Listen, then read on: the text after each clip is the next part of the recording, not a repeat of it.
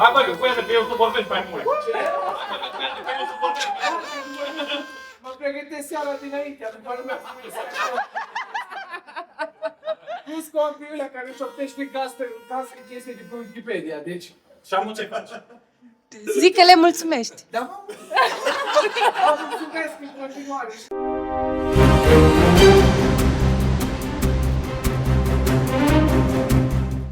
Bună dimineața, internet, și bine v-am regăsit cu bine Alex și... Iulia. Cât suntem astăzi, Iulia? 18 Vai, da, oare n-am plecăm numărat. din Cluj. 18, 16 suntem. Uhu! Da, o țita mai Suficient. gașcă. Da, efectiv suficient. Că și așa e greu să ne sincronizăm acum pe drum. Suntem 8 motoare, cred că în momentul de față.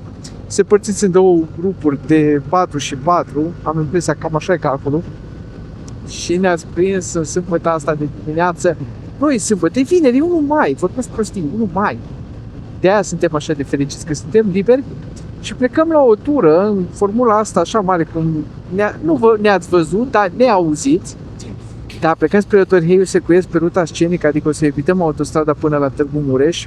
Și după aia băieții mei au găsit ceva traseu fain plin de twisties, plin de switchback-uri, de serpentine pe undeva pe dealurile care duc în depresiunea Harghitei.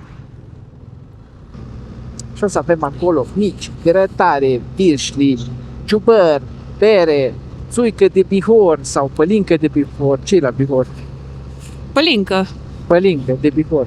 Și o luăm încetuțul, încercăm să reîntregim grupul, dar s-au băgat o grămadă de mașini de noi. Da, nu e nicio problemă, că avem timp să ne regrupăm mai încolo. Așa că, de aici din... Unde suntem, Iulia? Că ea nu vamă. Exact de aici de unde o zis Iulia. Vă pupăm și ne vedem mai încolo de pe traseu, că porțiunea asta tot am făcut-o și v-am arătat-o. E foarte frumoasă, mai ales acum cu înverzit. Iulia, salut, zici tu ceva, chiar zic oamenii cum trebuie să vorbești. Vă pup, rămâneți cu noi, că vă ducem în locuri frumoase. Și Minunat. cam atât. Ce să zic? Hai, ne vedem, asfaltul scas, avem în tura noastră de Otorheiu Secuiesc. Bravo! Promit că nu tai asta. Eu am pornit camera să le arăt la oamenii că sunt aici câteva switchback-uri faine între Cluj și Târgu Mureș și Reghin și tu așa ai deschis Păi dai filmarea întâi și așa o mai. să o las. Ce Da, fac normal. oamenii de întâi mai? Bea o bere, Decât mănâncă râgâie. mic și râgâie. Dar cât Exact. râgâie? Am zice ways of approaching a railroad crossing. Crezi că mie îmi pasă de railroad crossing? Mie îmi pasă că ne apropiem de poliție. Am trecut toți. Dar aici nu putem să intrăm. Bun. Hai să dăm mai departe, să găsim un loc să oprim, să ne regrupăm. Acum trebuia să plecăm, dar stai că Wi-Fi nu-i gata. Stați așa că l-avem pe Wi-Fi să se pregătească. Cerete, tu ne auzi? Așa, bun. Grijă la mașină.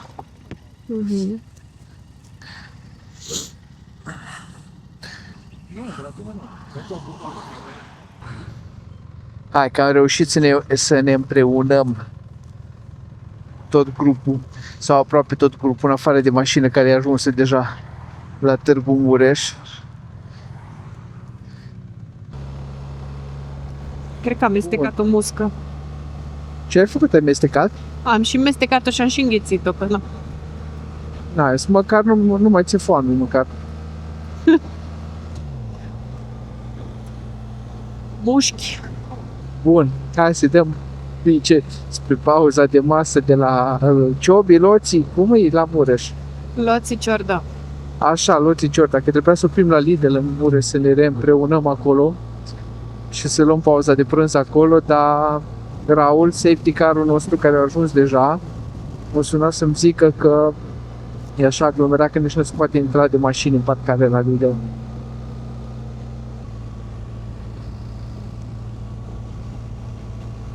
I believe I can fly. I believe I can touch the sky. I believe in every night and day. Spread my wings and fly away. I believe I can soar.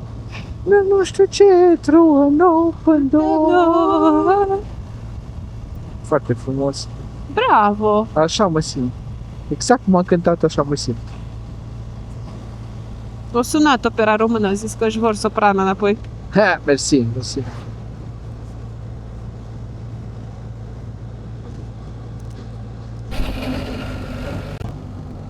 Da, de ce mă sun, frumosule?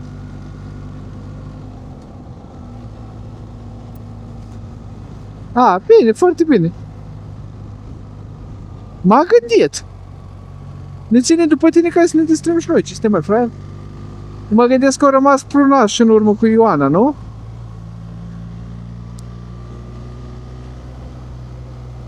Bine, foarte bine. Foarte bine, bravo. Da.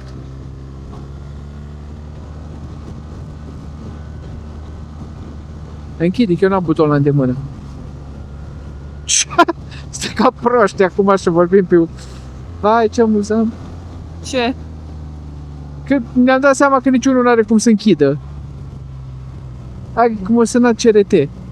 Și au zis că nu s-a întâmplat nimic, și nu au venit să se distreze pe aici, știi, un pic, dacă tot e mai as well. Ceea ce facem și noi, de altfel. Și...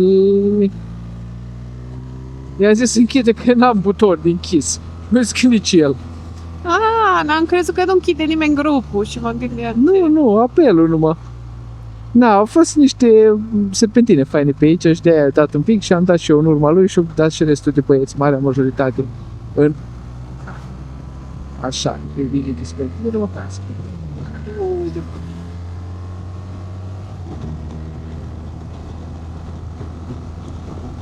Mamă, iar am de cenzurat. N-am de cenzurat nimica, de fapt, nu vă uitați la fotul meu.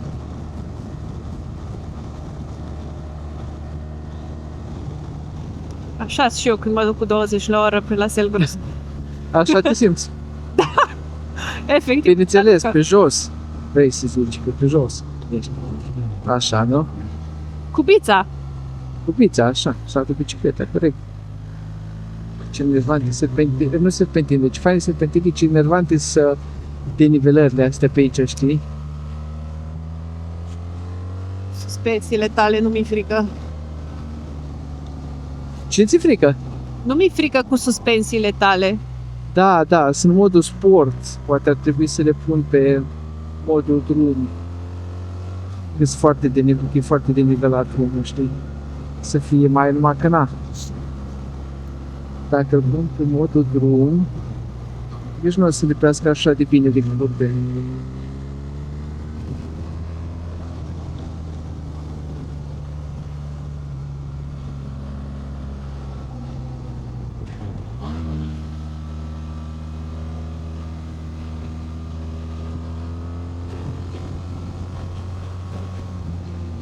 Succesiune de două pentru la dreapta și după aia la dracu. Crazy.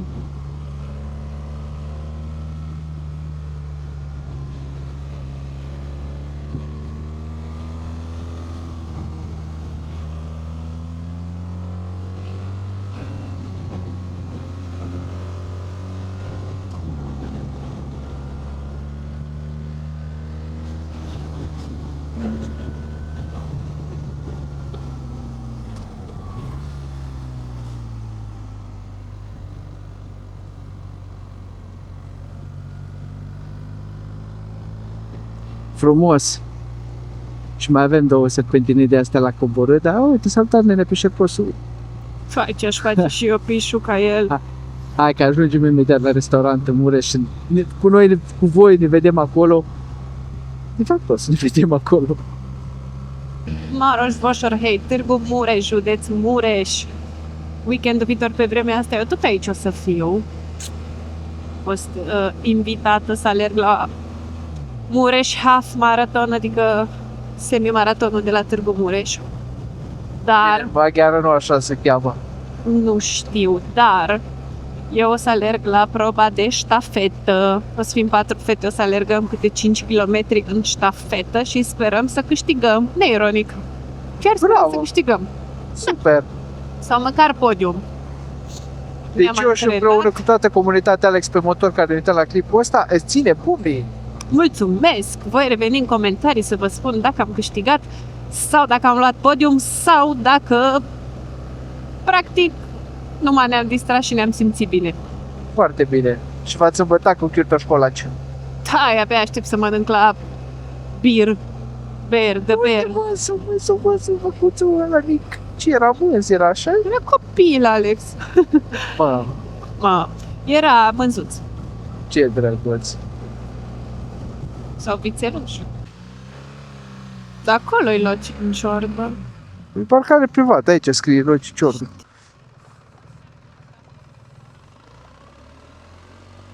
Crezi că văd unde mergi restul?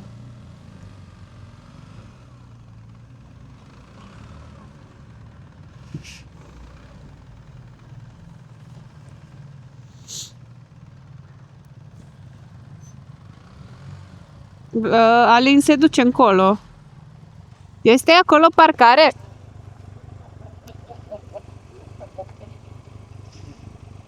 Ce ghete faine are Dan. Aha. Oare se iau bidonul? Gata, reușești, ne-am întregit aici, tăți. Și avem și masă de 15 persoane înăuntru, deci felicitări lui domnul, cum îl cheamă, Loții. Mulțumim, domnul Loții Ciordo, că ai mese așa de mari. No, la Șoni Baci aici. Ce avem? Loții. Loții Baci. Ce avem? Ciorbă de fasole babe cu apă mătură. Bun, și eu am ceva șnițel cu... Asta e și porunci. Da, și ăsta e pireu. Cu nu știu ce. Și șnițel tempo, ceva de genul ăsta. Foarte bine, m-am spus. Ceva cum e? Puteai apuca să mănânc, da? Prețurile ca în Cluj. Deci dacă veniți aici, vă simțiți ca acasă. Bun. Dar e un gust? Șnițel adevărat făcut de ei, nu la punga. Curs ceva din el. Și ceva piure cu ceva bacon în el. Cuncuriță, nu știu ce. Bun. Bună-mă. Foarte mare să avem. Mai venim. Mai venim. Dar uite la cameră, nu la mine. Am trac. Mânca prea mult de aia. Invers. Așa. Bun. De legea pe și filmează ceva.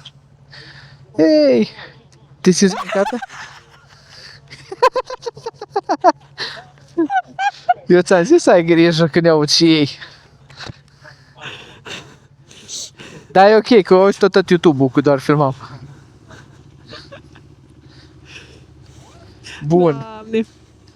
E amuzant, așa-i? Puteți conectați. Am zis că la un mall. Mergi tu în față, Vlăduț, ne arăți? Bun. E frumos, rebelul. Tare frumos, da. Nu, dragilor, cum mai am plecat din Târgu Mureș.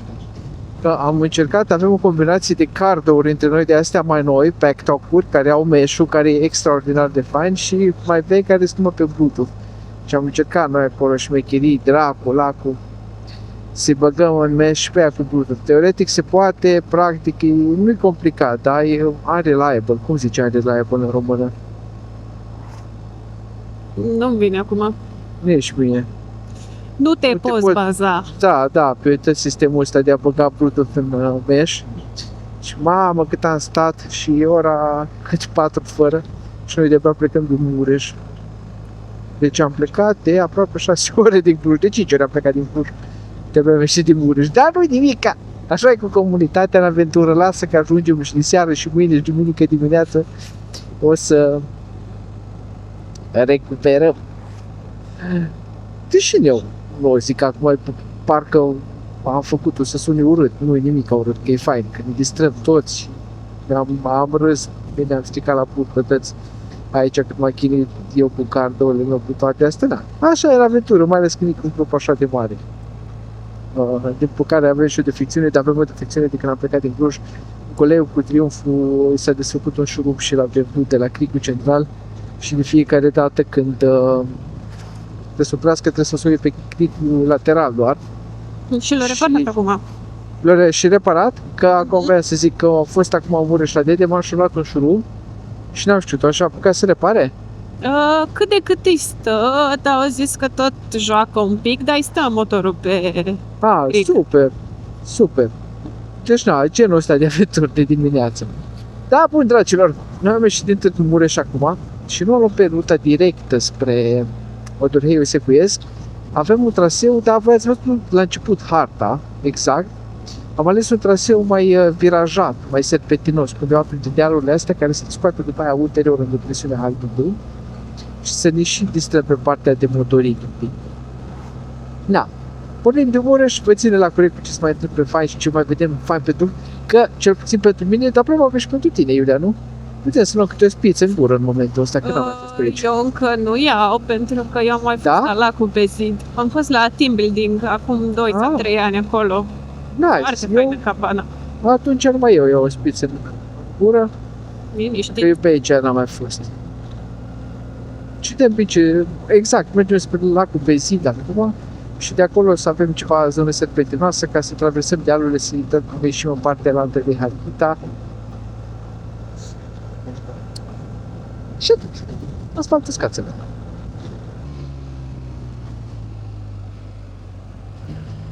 Deci e periculoasă genul ăsta de curbă. De ce? Că ești în curbă și pe orizontală și pe verticală și nu știi pe nicio parte și nici nu ai vizibilitate ce găsești, știi? Mizerii, te aruncă, dracu, lacul. Și atunci ce faci? Stai cât mai vertical? Da? Și Dar viteză vertical. cât mai mică, cât mai pregătit. Doamne, ce văși frumoase! Ca noi. Da.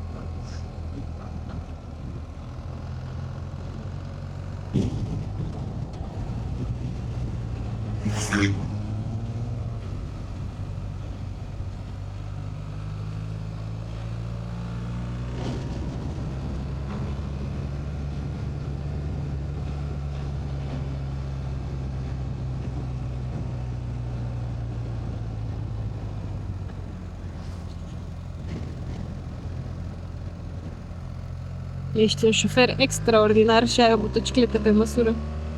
Da? De ce zici?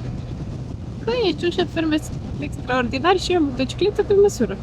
Mulțumesc. Te uitai dacă filmezi? Da. Filmam. Na, se pare că aici, în lacul, înainte de lacul, cum îi zice, Baiazid sau cum? Bezid. Bezid. Am, echipa mea a mai găsit o traiectorie foarte curboasă, serpentinoasă Și scenică. și scenică, da, da, uite ce frumos e. Toată zona asta de când am plecat la Mureș, foarte inversită, e frumos și inversit și între Cluj și Mureș, da, între Cluj și Mureș și nu sunt copaci, nu sunt așa, nu e totul plat.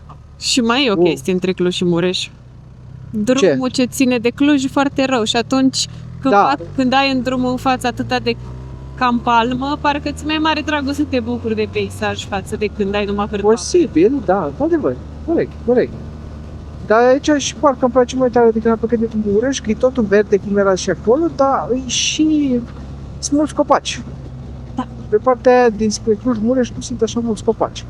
Sunt mai multe case. Foarte frumos și văd că e și serpentinos când o să vă uitați pe hartă, că de obicei traseul GPX o să-l găsiți pe apm.bardiș.ro în baza noastră de date. Trebuie să descărcați GPX-ul de acolo și numai să fiți atenți că mai avem câte o greșeală, că eu nu știam că e pe aici, trebuie să mă duc tot înainte și trebuie să mă întorc un pic. Dar în rest, îmi țin ochelari, te rog, Iulia. Da. Mulțumesc. Așa, dă-mi înapoi. Că pot să pun la geantă. Din punctul acesta. Așa, că e mai bine pe zona asta de pădure fără ochelari. Fără ochelari de soare, ar fi fost bine să iei ochelari de vedere, dar ochelarii de vedere mi pentru la noapte în top. Dar cum frumoasă, frumos drumul, nu-i tare murdar.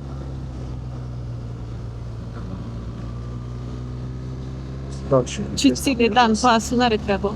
Da, dar merge foarte bine. Aveam impresia că cu un motor, înainte să zic, m-am gândit că cu un motor ca al lor mergi mai încetuc un pic, dar de fapt și CRT merge de... Da, nu. Ei au amândoi varianta de Vulcan S, Vulcan Sport, care e exact același motor ca pe Kawasaki Ninja de 6,5.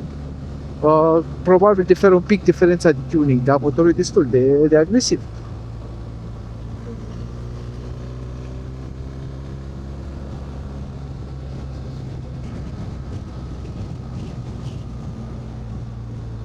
Pa, mizerie.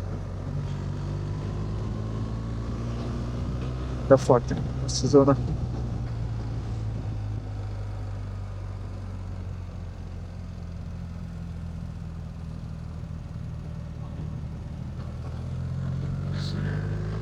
Am ieșit un pic pe pământ, am zis că era mizerie pe sensul ăsta. Și ori trebuia să intrând foarte tare, să vin prin interiorul mizerii. Ori fiind liber, am preferat să mă mai la sensul de contrasens. Și să mizeria pe partea aia.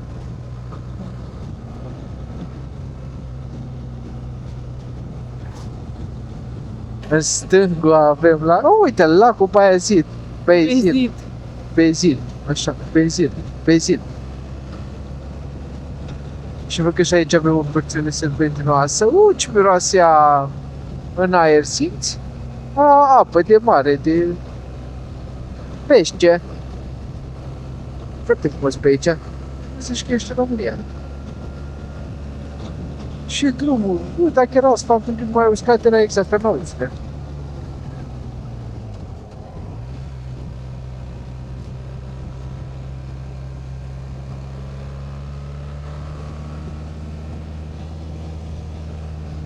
Dar nu e mare.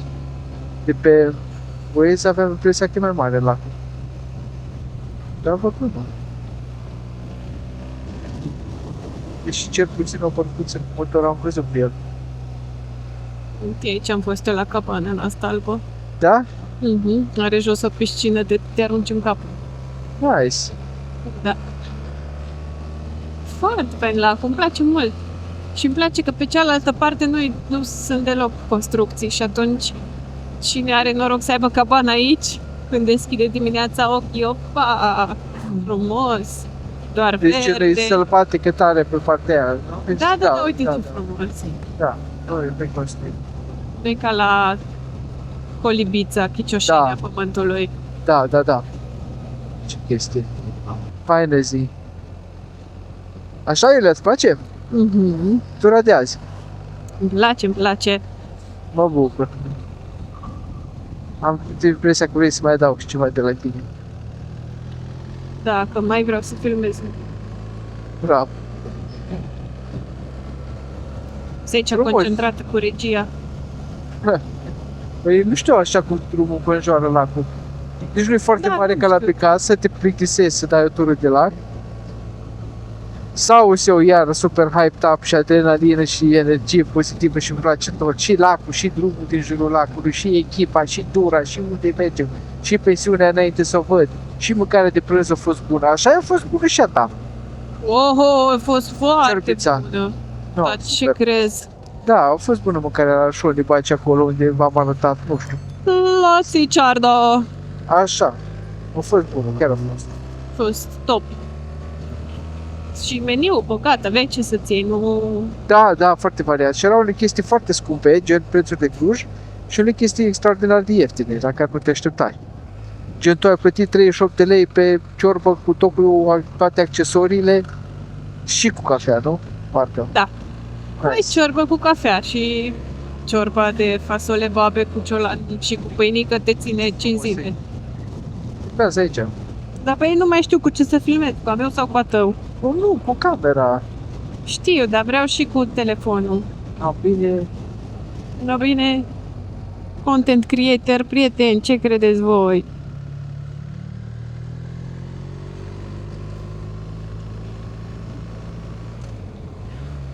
Ai vrea să-l Foarte țin mai sus sau mai lung? Sau nu-ți pasă?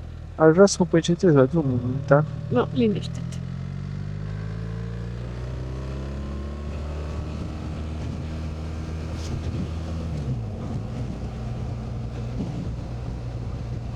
Da, cum e drumul? Fain, așa-i? Fain. Nu veneai pe aici. V-am întrebat unde să pun pe GPS, acolo am pus, pe acolo mă duceam. Dar de fapt tot pe aici pe undeva ieșeam, că veneam pe la lac. Ai grijă la mașină. Pe undeva ajungeam la lac, că eu am pus prima oprire la lac, știi? Deci tot ajungeam la lac, dar probabil pe altă parte. Nu știu. Ăsta în Florește scoate. Ei, ăla nu din Florești, în Grigorescu, ăla care te scoate pe donat. Centura ocolitoare. Și ne-a ajuns din urmă și dronistul, ceea ce înseamnă o singură chestie. DJ, drona!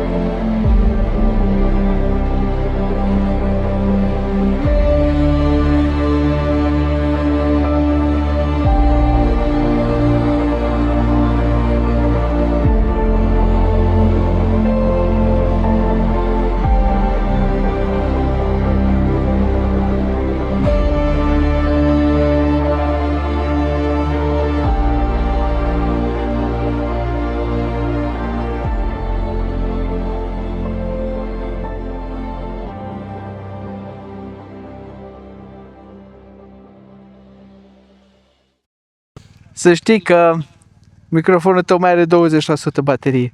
Bine. Și noi mai avem cât 47 de kilometri o oră, da. Mă ajuți un pic, te rog, Cu ce? ca să nu mă chinui. Nu, cu unul l-am încărcat. Atât, mulțumesc. Și celălalt, o să vorbească Iulia mai puțin. Și așa, nu știu câte ai tu de zis astăzi. Stai, gașca 1 a plecat. Gașca 2 vine din urmă. Noi suntem, funcționăm în regim de scouts. De-aia mergem primii. Să interceptăm inamicii. Da, exact. Să-i studiem, nu să interceptăm. Să studiem, să tatonăm, Exact. să facem tiribombe. Tiribombe, exact ca în război. Cum făceau ei tiribombe în război, așa făceau. Păi străbunicul cu tot ce bunicul tău ce făcea în război, nu tiribombe. Nu. Iar avem o zonă de twisties pe aici. Ce fain. Nabelea. Nu mă așteptam la acest aspect. Cât mai avem? 30 de kilometri, 31 de frumos mă pe Waze. 42 de minute, 34 de kilometri. Bravo, mersi. Le știi, Vlada meu, le știi Counter-Strike. Toate drumurile astea, cum e o sfârnitură în asfalt. Cum știe el că e pe acolo un traseu de mers? Da, Ah, văd că știe bine geografie, că știți de satele și orașele pe aici și că acolo e muzeu de nu știu care. Da? Da, da, da. Zis că nu au mai fost pe aici doar. Păi n-au de mai fost. aia. Le scanează așa, nu știu. Da. Pe Un tip el de a autist. investigat și traseul de astăzi și a propus pe aici ca să merge pe varianta asta plină de twisties, de serpentine. Uite, noi probabil n-am fi știut. Și ține minte, gen, se uită pe hartă și știi pe indicatoare până să mergem, știi? Eu aș fi mers pe celălalt traseu spre lac. No, bineînțeles. Uite, mă ducea Waze-ul, că n-am eu ținut minte localitățile. Ce beță să ia, e zone. Da. Și săraci copilași și ce fericiți erau că ne-au văzut. Da. Da, drăguțule. Bine, uite, pe motor mai avem vreo 30 și ceva de minute, scrie în bord, da. Vreo 20 de kilometri, 30 de minute.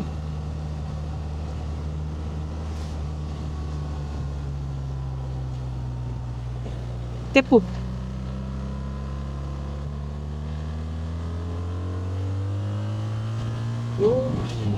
Da, unde ești?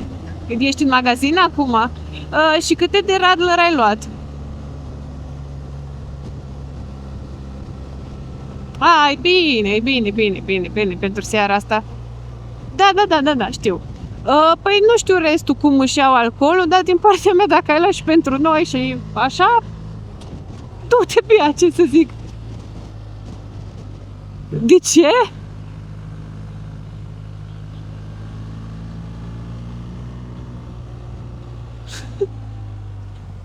Bine, du-te, Bea. Mulțumesc. Bine, lasă, că și le duc în tot case.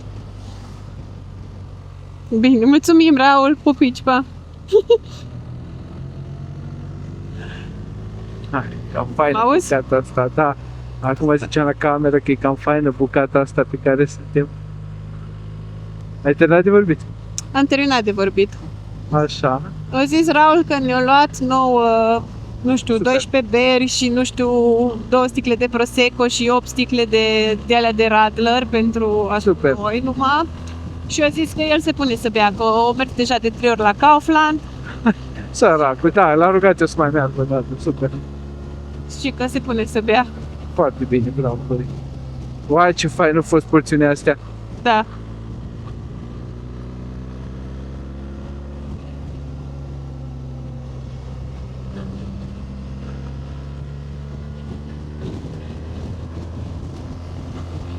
Și ce fain e drumul ăsta, pe unde suntem? La 27 de kilometri de Botorheiul Secuiesc. Foarte virajat, foarte virajat, ce fain. Ți mai mare, dragă. Te văd că și dășul asta social trece pe aici, dar e foarte fain și cum e așa pe coamă. Da, și ai și vizibilitate faină. Deci că ești pe ceva pas din Germania. Da, și drumul foarte bun și se vede că e nou. Da.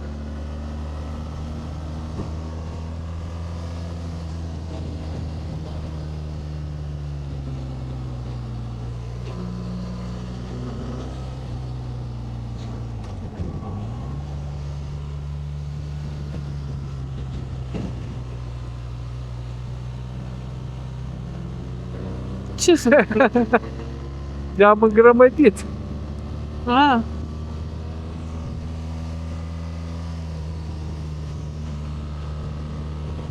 Și de aia dat din cap. Cred.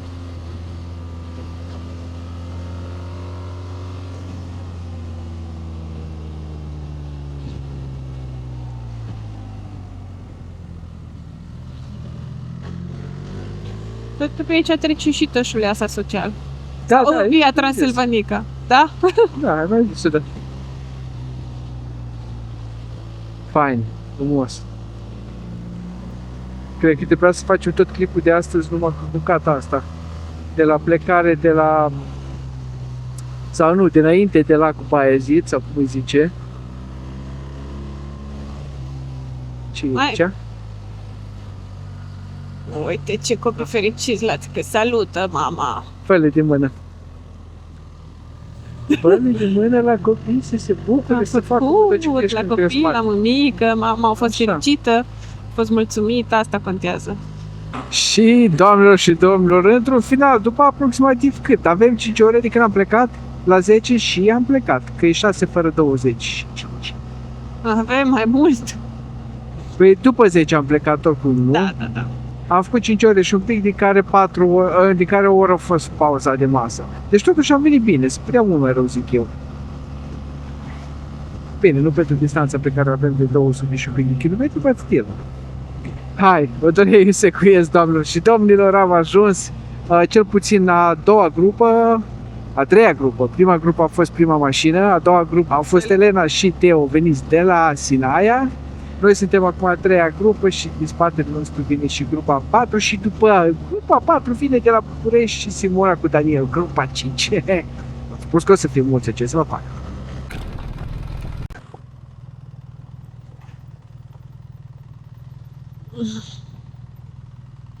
Hai, ce gesturi Stai. frumoase, așa o să fim și noi când mai cresc.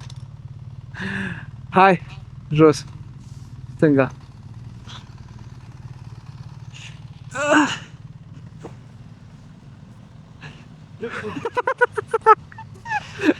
Dar ce frumos arată Hondele mai nou. Așa? Salut! Ce faci, Teo? Bine m-am găsit! Fac altfel, stai așa. Ce temperatură? Motocicletă. Ce temperatură? Mi-e bine la mână, acum mă vedeți. Work smarter, not harder. Vrei să spărți la un moment dat? E foarte important de reținut că acesta este un BMW GS și asta de lângă este o Honda NC750X. No. Să nu credeți, Doamne ferește, că ăsta este un BMW. Că e tot o Honda. Așa-i? N-am auzit ce ai zis. Să nu creadă, Doamne ferește, că ăla al doilea e un BMW. Al doilea e o Honda. E un GS și o Honda, nu? Servus, Teo, mă bucur să vă văd. Ceau! Te pup! Felicitări! Felicitări live! Mulțumim de cumpărături!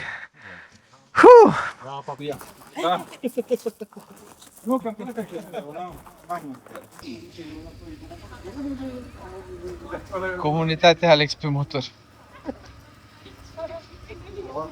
chestii și le citează cu noi. Unde știi? Nu. Bă, cea mai... Te-am prostit să te ridici, Ioana. Da, mamă, nu pot să faci din asta. Nu, mai gata. Dacă erai pe WhatsApp.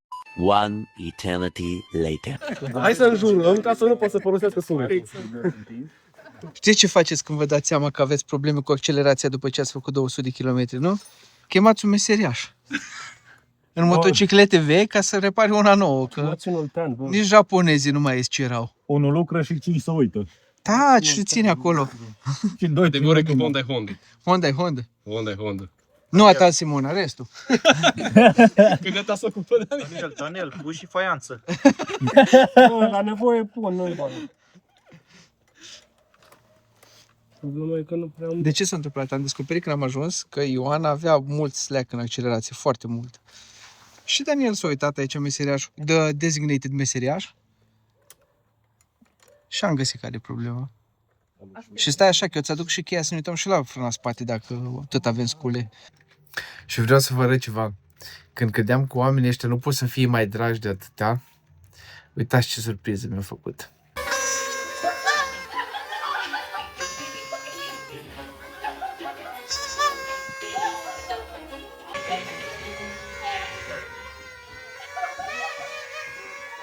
Ce vrează Iulia! Da, spune cineva ce sărbătorim?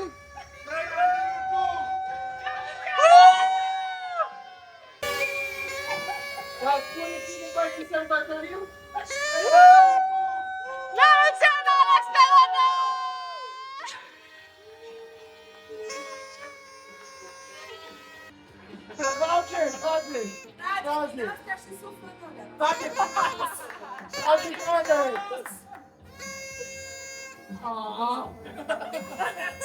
Iulia știu mărimea! Trage frumos! Trage frumos! Iulia știu mărimea!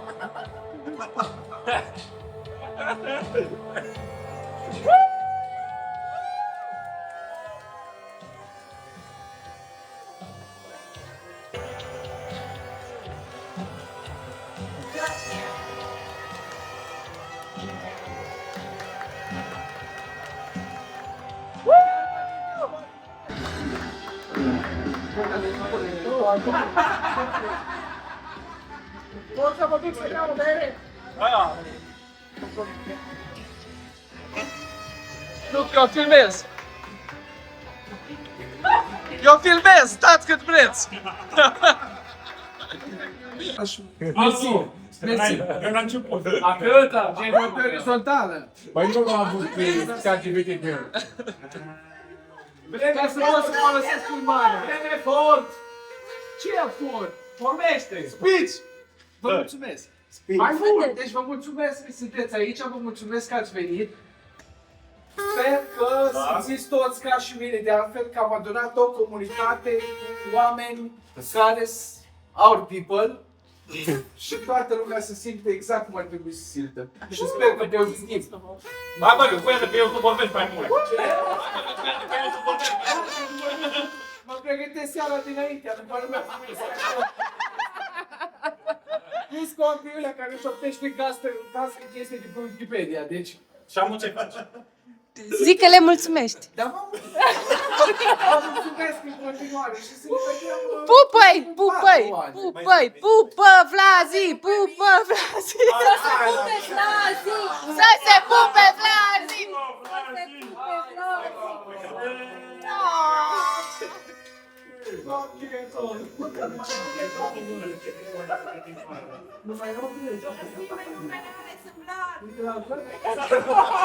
Vlad pe motor!